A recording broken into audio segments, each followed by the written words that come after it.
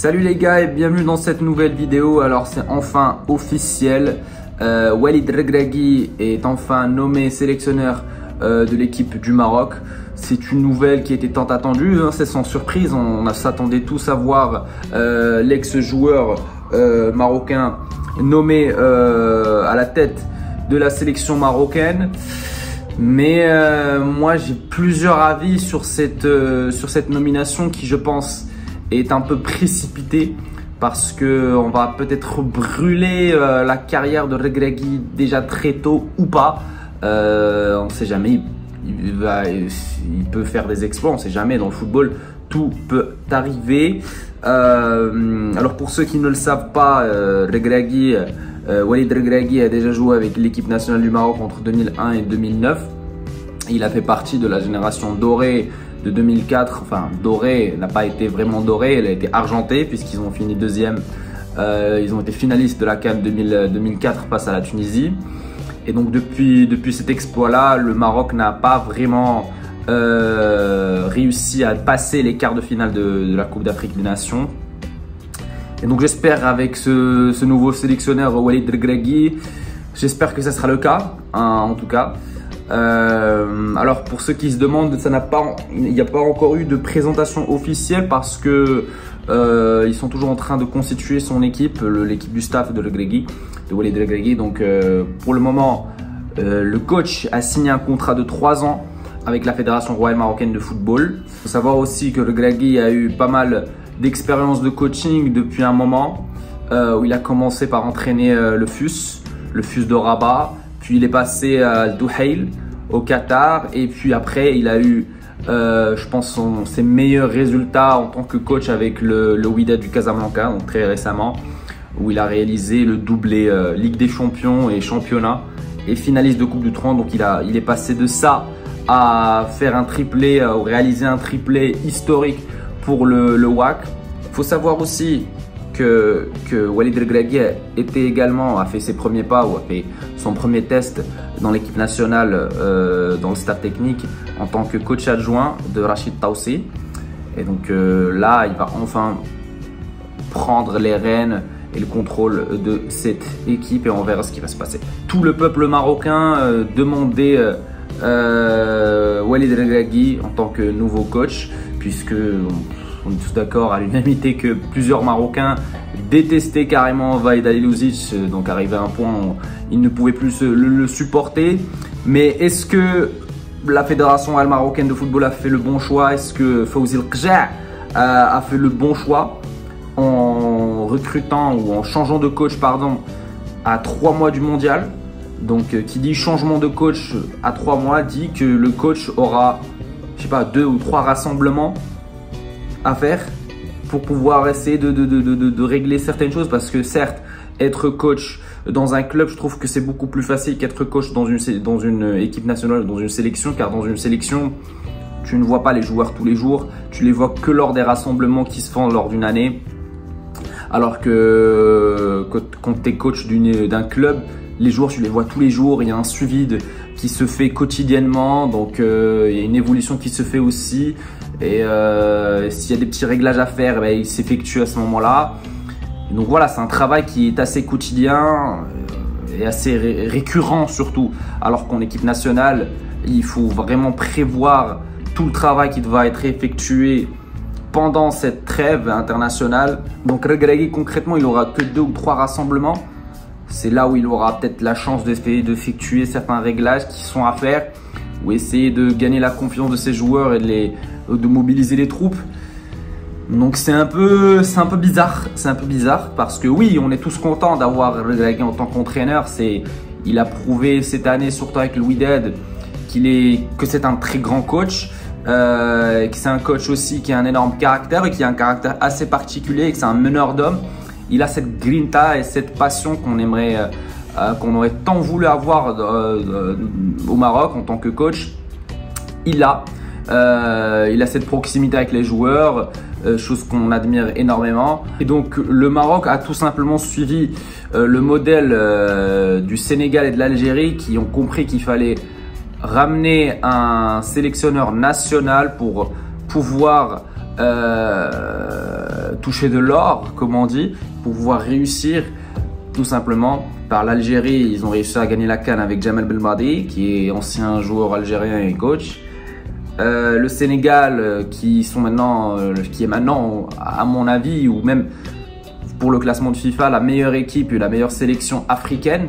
Et donc tout ça a été grâce au travail d'Aliou Cissé, qui lui aussi pareil, ancien joueur sénégalais, maintenant reconverti en tant que coach.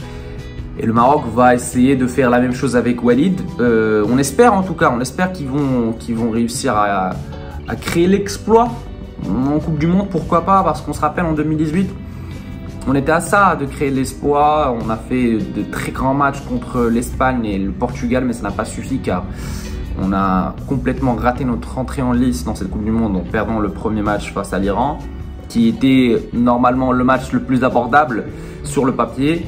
Mais bon, c'est comme ça, c'est le foot. Moi, personnellement, je vais donner mon avis sincère sur cette signature avec Walid.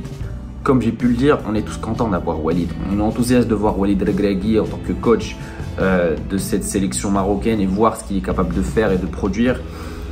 Mais là, les temps pressent. Là, les temps pressent. Et je pense que Vahid a fait... Et ça, ce n'est pas mon avis. Ça reste en termes de statistiques. Il n'y a pas eu un meilleur entraîneur que Vahid Halilović depuis Bedousseki, donc depuis 2004, en tant que statistique. Le mec, il nous a fait monter dans le top 30 du classement FIFA. Un classement qu'on n'a pas vu depuis des années-lumière. Hein. On a eu des coachs comme Taoussi, Eric Gerets. À cette époque-là, on n'arrivait même pas à se qualifier à la CAN. Puis après, on a eu aussi Zeki qui est revenu, mais qui n'a pas fait grand-chose. On a eu Hervé Renard qui a quand bien même fait un exploit aussi, c'est de nous avoir qualifié en Coupe du Monde et d'avoir fait un parcours très honorable en Coupe du Monde, mais qu'après, un an après, il se foire complètement à la CAN. Alors que c'était Monsieur Coupe d'Afrique, c'était le seul entraîneur à avoir remporté, enfin je ne sais pas si c'est le seul, mais c'était l'entraîneur qui a remporté 2 CAN avec 2 équipes différentes, qui sont la Zambie et la Côte d'Ivoire. Et donc, j'ai pas envie de citer tous les coachs qu'on a eu, j'ai pas envie de citer tous les échecs qu'on a eu ces 10-20 dernières années avec tous les coachs qu'on a recrutés. Mais depuis Bedousseki 2004, le Maroc n'a pas eu un meilleur entraîneur que Vahid Halilović en termes de statistiques. On n'a perdu que 3 matchs. Le premier a été face au Gabon, un match amical qui a été joué à Tanger. Le deuxième contre l'Égypte, à la dernière Coupe d'Afrique des Nations. Et le troisième, c'était plus récemment un match amical contre les USA. Et c'était, je pense, la goutte d'eau qui a fait déborder le vase parce qu'on s'est dit, ouais, on s'est pris un 3-0 face aux USA. Et ok, d'accord. Et le lendemain, la Belgique, s'est pris, je sais pas, ils ont perdu 4-0. La Croatie aussi, ils ont perdu je sais pas combien de buts. On cherchait des excuses pour pouvoir critiquer Vahid, donc critiquer à tort et à travers. On n'arrêtait pas de lui mettre une pression psychologique et même le pauvre, il perdait ses moyens. On comprend. Si on en est arrivé là aujourd'hui, c'est à cause du public marocain et je l'ai toujours dit dans mes premières vidéos. Le public marocain est très exigeant et très borné, j'ai envie de dire, car on ne comprend pas le football comme il faut le comprendre. C'est ça qu'il faut dire. Certes, oui, le Maroc, c'est une grande nation de football. On est des supporters du football. Là où vous allez trouver que des supporters du football. C'est le premier sport, c'est le sport national, c'est le sport qui est plus effectué sur le territoire marocain, pardon. Mais on le comprend très mal, et c'est dommage en tout cas. Et donc pour essayer de reconstituer toute la cassure qui s'est faite entre Vahid et le public marocain et la fédération, le Rja, etc. C'est que il s'agit d'un seul joueur, il s'appelle Hakim Ziyech. Le jour où il y a eu un conflit avec Hakim Ziyech, qui d'ailleurs n'était pas le seul joueur qui était en conflit avec Vahid, il y avait aussi Mazraoui, Blenda. Blenda, il n'est pas revenu parce que c'est un Mongol, à mon avis. Il est très mal élevé. Donc il mérite de ne pas revenir à l'équipe nationale. Il se bat tout le temps. C'est un joueur très sanguin. Il dépasse les bords tout le temps. Donc ça ne m'étonnerait pas. Mais Mazraoui et Ziyech, c'est pas le même caractère. Mais en tout cas, il a eu des problèmes avec ces 2 joueurs-là. Il a réussi à faire revenir Mazraoui. Mais Ziyech, il y a eu beaucoup d'efforts Il y a eu beaucoup d'efforts qui ont été effectués pour essayer de faire revenir Hakim Ziyech et pour essayer de voir si Vahid peut le recontacter ou le voir, ou essayer de s'asseoir pour essayer de régler ce problème, parce qu'avec Hervé Renard, il y avait eu le même problème et Fawzi El Rja est intervenu pour essayer de régler ce problème et ce problème a été réglé finalement. Mais là, il n'y a pas eu de problème qui a été il n'y a pas eu de solution qui a été trouvée. Donc ça a perduré. Donc Vahid a commencé à être détesté de plus en plus par les Marocains. Chaque fois qu'il y avait un nouvel épisode qui ravivait cette haine du public marocain contre lui. Il y a eu d'abord l'épisode Ziyech, il y a eu après la disqualification lors de la CAN 2021-22. Et puis après récemment, lorsqu'ils ont perdu face aux États-Unis, il y a eu ça aussi. Il y a eu aussi une période où on a fait match nul avec le Congo, où on disait qu'on n'avait pas joué, on n'avait pas proposé aucun jeu, qu'il n'y avait aucun fond de jeu. Mais je suis désolé, va jouer dans un synthétique et dis-moi si tu vas proposer du jeu.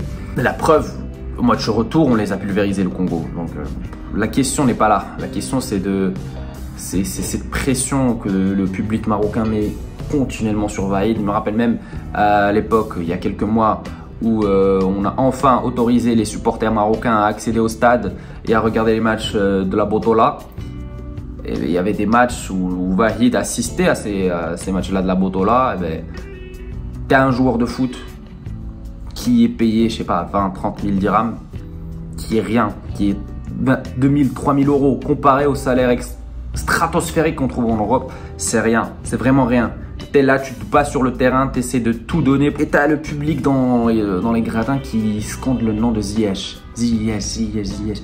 Ça a été au début. Après, Vahid n'est plus revenu dans les stades pour regarder les matchs de la Botola, surtout les matchs de Wydad El Raja et Berkane. Mais franchement, c'est quoi ça? On a un public qui est tordu, vraiment. On a un public qui est tordu, qui est à l'image de la société, malheureusement. Donc... Et puis aussi, Fawzi El Rja. Fawzi El Rja, il a été d'un ridicule. Franchement, j'ai jamais vu quelqu'un d'aussi ridicule. Et je vous explique pourquoi. Il y a de là un mois, il était sorti dans une interview à la radio, avec MFM Radio, où il avait dit que Vahid, je ne sais pas, peut-être qu'il avait mentionné les conflits qu'il a avec les joueurs, mais il a surtout mentionné, pour lui, le gros problème ou le problème majeur, c'est que Vahid changeait de formation à chaque match, qu'il n'avait pas de formation fixe. Moi, j'ai vu ça, je suis désolé, j'ai halluciné. Je ne suis pas footballeur professionnel, je ne suis pas coach, mais je suis désolé, j'ai vite remarqué, c'est soit il le fait exprès, soit il s'y connaît vraiment pas du tout au football, parce que il n'a pas un passif de footeux, Fawzi El Rja, c'est quelqu'un qui était dans l'économie, etc. Puis il a été... il est toujours président de la Renaissance sportive de Berkane. Mais j'ai entendu ça, je me suis dit, mais attends, j'hallucine. تلعب معنا انت دير جهدك وداك الشيء اللي قديتي عليه ديرو وراه بيناتنا التيران. تجي تقول اودي انا واحد غادي نلعب مع جنوب افريقيا، غادي نحاول نقرا جنوب افريقيا، نتفرج 10 الماتشات ولا 15 ولا 20 وندير الفيزيوناج، وغادي نلقى جنوب افريقيا تتلعب بزوج تاع لي زاتاكون رابيد القدام، خصني نلعب 3 ديفونسور، دونك غادي ندخل لياميق وندخل ساس وندخل. وعاود الماتش الجاي تتقول اودي لا انا هاد ليبيريا سي با لو ستيل، انا غادي ندخل عاود برقوق وندخل هذا وهذا. هاد الشيء انا كمغربي ما متفقش عليه. بصفتك رئيس جامعه. شوف اسيدي دابا انا نهضر معاك، دابا كنقول لك هذا اول، انا كمغربي انا كمغربي الاولى. علاش انا هادشي قلتو لواحد، ماشي مره، ماشي جوج، ماشي ثلاثه، ماشي اربعه، غير هو واحد. راك كلشي تعرف واحد، راه كنفرج هذه 20 عام، ماشي عاد غادي نكتشفوا اليوم. وهادشي اللي كيقولوا الناس مزيان. احنا جايين غير خلي الناس يصبروا شويه علينا، غير يفهمونا ونفهموهم. دابا ملي انا تنقول له ودي حنا، علاش انا كنقول له حنا اللي خصنا امبوزيو لو ستيل؟ باسكو لو بوتونسيال تكنيك نتاعك اللي تيسمح لك. انا ملي خويا غادي نلعب معاك انت، الا كنتي تكنيكمون اكثر مني، الا لعبت مع البرازيل بيان سور خصني نتادابط على البرازيل، ولكن انا ملي نلعب مع واحد الفريق تكنيكمون انا لاعب بحكيمي ولعب بونو ولعب مزراوي ولعب بسايس ولعب بنايف ولعب بهذا ولعب النصري، انا تنامبوز عليه الريتم تاعي، انا تنامبوز عليه لو ستيل تاعي، انا تنقول لي اخويا خصني غادي نلعب 3 اتاكون. ما تقوليش ما نلعبش بوفال مع الار دي سي، ما تقوليش ما نفهمش بالون او بيي لان دي رار جوور كي بو اليميني ا تو مومون، لعب في دوميسيل وخصني نماركي البيوت. دوك هادي راه في لافاي دو ماتش راه اختلفت انا وياه كثيرا، غير حنا دبرنا الاختلاف لاباس لداخل.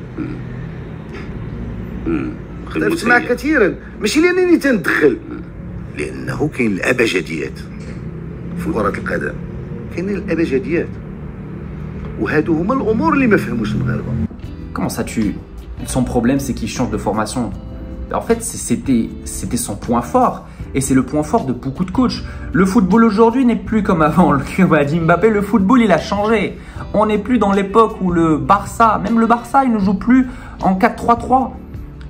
C'était la seule équipe qui était capable de faire la même formation et de gagner avec cette formation match après match après match. Et c'est les autres équipes qui essayaient de changer leur formation pour déjouer l'adversaire. Mais aujourd'hui, toutes les équipes changent de formation pour déjouer l'adversaire. Aujourd'hui, il n'y a aucune équipe dans ce monde qui a une formation exacte.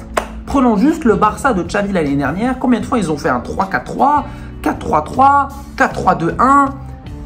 Toutes les équipes changent de formation. Toutes les équipes s'adaptent aux équipes face auxquelles elles jouent, si elles font les mêmes formations. Alors essayons juste d'être logique.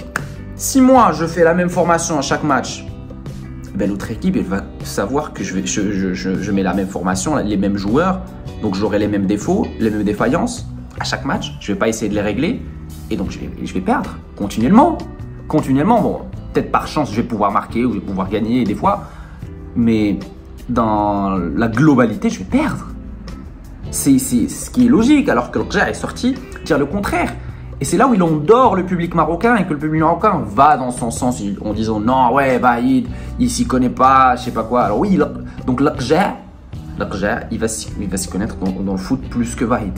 Vahid qui a une expérience, je sais pas combien d'années de coaching, il a été joueur aussi. C'est là où j'hallucine. Et c'est là où Vahid était sorti en interview récemment, il avait dit que ça le contrariait au moment où l'Aqja commençait à intervenir dans ses choix. C'est-à-dire qu'il sentait qu'il n'avait pas la liberté de choisir un tel joueur ou d'appeler un tel joueur ou de le convoquer. C'est que non, il a senti que c'était le Qja. Fawzi el Qja, c'est lui qui menait la danse. Donc au bout d'un moment, c'est pas normal. C'est pas normal, on trouve pas ça dans d'autres fédérations de football en Europe, juste en Europe en tout cas. Pourquoi on trouve ça chez nous? Moi je vous dis la vérité, c'est le Qja qui décide. C'est le Qja qui décide parce que c'est le Qja, il a essayé de faire ramener Ziyech. Ziyech, il veut pas. Il lui dit non, je veux pas ce coach. Et bien à un moment donné, le Qja, il a fait ses choix. Mazraoui, certes, il a accepté parce que bon, le conflit n'était pas si grand que ça. Mais le conflit avec Ziyech, il était présent. Ziyech est plus que fautif. Et pourtant, il ne veut pas revenir. Et même, moi honnêtement, Ziyech, cette saison-là, ou même cette année-là, en 2022-2021, il n'a pas été au top. Il n'a pas été au top, il joue très peu de matchs, donc c'est un peu légitime de ne pas le rappeler. Il y a plein d'autres attaquants qui jouaient, je ne sais pas combien de matchs, qui étaient beaucoup plus en forme. Donc ils méritaient de jouer dans cette équipe nationale.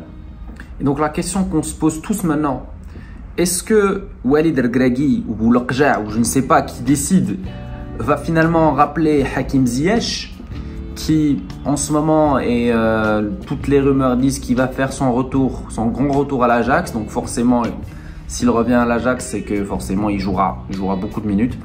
Et donc s'il fait un très bon début de saison avec l'Ajax, peut-être il va, enfin pas peut-être, mais il va revenir sûrement à l'équipe nationale.